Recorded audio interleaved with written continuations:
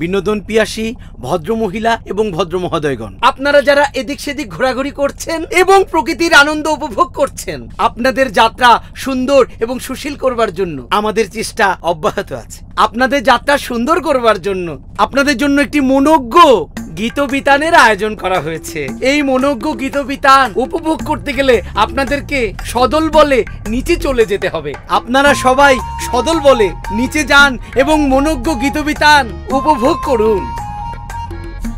বুঝলানি তোমরা? তখন আমরা নিচে যাইমু আর লন্ডন থেকে যে ড্রিঙ্কস আনছি নানি ওগুন গিয়া খাইমু এসানো। কিতা কও? চলো।